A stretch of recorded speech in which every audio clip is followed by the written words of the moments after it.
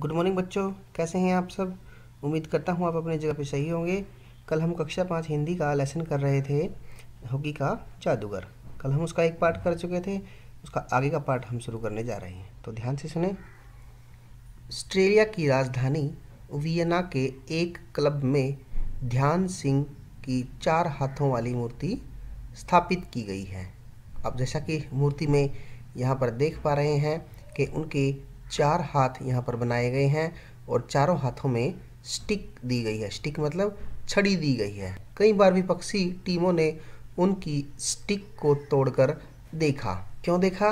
वो सोच रहे थे कि उसमें चुंबक आदि तो नहीं लगा रखा है, जिसके कारण वे दनादन गोल करते हैं। यानी कि जो ऑस्ट्रेलिया के जो खिलाड़ी थे वो सोचते थे कि उनकी स्टिक में कोई ना कोई कुछ ऐसा चुंबक या कुछ ऐसा लगा रखा है कि जिससे उनकी जो गेंद है वह स्टिक से चिपकी रहती है और वो जहाँ चाहे उसको फिर थ्रो कर सकते हैं। उनको लोग ठीक ही हॉकी का जादूगर कहते हैं। क्यों कहते हैं?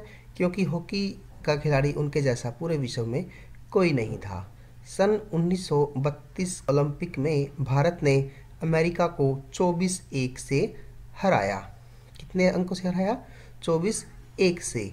एक विश्व रिकॉर्ड है। यानी कि जब अमेरिका के अंदर लॉस एंजलिस के अंदर 1932 में ओलंपिक जो गेम हो रहे थे उसके अंदर भारत ने अमेरिका को 24-1 से हराया। यानी कि भारत की तरफ से 24 गोल किए गए और अमेरिका की तरफ से सिर्फ एक ही गोल किया गया। उस मैच में ध्यानचंद ने 8 और उसके छोटे भाई रूप सिंह ने 10 गोल किए। यानी कि दोनों भाइयों ने मिलकर 18 गोल किए। तो ये भी एक विश्व रिकॉर्ड था कि 24-1 से हराना किसी भी टीम को। ओलंपिक दुनिया की सर्वश्रेष्ठ खेल प्रतियोगिता होती है। इसका आयोजन प्रति 4 वर्ष के बाद होता है। तो ओलंपिक जो गेमों का आयोजन वह हर 4 वर्ष के बाद किया जाता है। जिस प्रकार लीप का वर्ष 4 वर्ष बाद आता है, उसी प्रकार जो ओलंपिक गेम है उनका आयोजन भी हर 4 वर्ष बाद किया जाता है। सन 1956 में ध्यानचंद को पद्म विभूषण से सम्मानित किया गया। सन 1972 में म्यूनिख ओलंपिक में विशेष अतिथि के रूप में ध्यानचंद को आमंत्रित किया गया, लेकिन आर्थिक स्थिति सही नहीं होने की वजह से वे सम्मान प्राप्त करने नहीं पहुंच सके थे। भारत सरकार ने ध्यानचंद के सम्मान में डाक टिकट भी जारी किया। उनके जन्म दिवस 29 अगस्त को प्रतिवर्ष राष्ट्रीय खेल दिवस के रूप में आयोजित किया जाता है। भारत के राष्ट्रीय खेल हॉकी का गौरव ध्यानचंद के परिवार ने भी खूब बढ़ाया है। तो आपको पता है ना हमारा राष्ट्रीय खेल क्या है? क्या है? हॉकी। उनके पुत्र अशोक कुमार ने सन 1975 में विश्व कप में गोल करके भारत को हॉकी में विश्व विजेता बनाया था।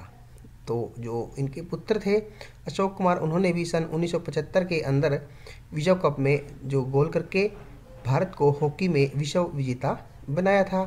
हॉकी से संन्यास लेने के बाद भी ध्यानचंद को विदेशों से कई अच्छे प्रस्ताव आए, लेकिन उन्होंने धन के लिए देश नहीं छोड़ा। उन्होंने राष्ट्रीय खेल संस्थान पटियाला में ही प्रशिक्षक के रूप में कार्य किया। यानी कि जब उन्होंने रिटायरमेंट ली अपनी कि मैं अब नहीं खेलूँगा हॉकी, उसके बाद विदेशों से भी उनके पास बहुत सारे ऑफ़र आए कि आप हमारे देश में आए और यहाँ के कोच बन जाए, लेकिन उन्होंने ऐसा नहीं किया। उन्होंने धन के लिए अपने देश को नहीं छोड़ा। उन्होंने क्या किया? राष्ट्रीय खेल संस्थान जो पटियाला के अंदर, वो एक ट्रेनर के रूप में यानी कोच के रूप में वहाँ पर उन्होंने कार्य करना शुरू कर दिया। 3 दिसंबर 1979 को दिल्ली के एक अस्पताल के अंदर हॉकी के इस जादूगर का निधन हुआ था। मेजर ध्यानचंद ने झांसी के हीरो ग्राउंड पर हॉकी खेलना शुरू किया था। उनका अंतिम संस्कार भी इसी हीरो ग्राउंड पर हुआ था। तो हमने 1979 के अंदर 3 दिसंबर 1979 के अंदर हॉकी के जादूगर को खो दिया था। इनके उनका निधन हो गया था और उन्होंने जो पहला अपना गेम था वो कहाँ पर शुरू किया था? झांसी के हीरो ग्राउंड पर और वहीं पर उनका अंतिम संस्कार भी किया। तो इस प्रकार हम देखते हैं जो हमारा हॉकी का जादूगर पाठ है वह समाप्त हो जाता है और बहुत ही अच्छे तरीके से यह बताया गया है मेजर ध्यानचंद के बारे में कि वो किस प्रकार हॉकी के अंदर अपने जादू से गेम खेलते थे। जादू से का मतलब है कि वह बहुत ही अच्छा गेम खेलते थे। उन्होंने उनके अंदर ऐसी प्रतिभा थी कि पूरे विश्व में उनके जैसा कोई खिलाड़ी नहीं था। तो बच्चों, आपने इस पाठ को अच्छे से सुना, इसके लिए धन्यवाद। आपने जो अभी इसमें से प्रश्न उत्तर छांटने हैं और उनको लिखना है। अभ्यास के जो प्रश्न उत्तर है वो हम अगले टॉपिक के जो अगला पार्ट बनाएंगे उसके अंदर हम आपको सभी बता देंगे। तो अगले वीडियो के लिए हम जल्द मिलते हैं, तब तक के लिए बाय बाय।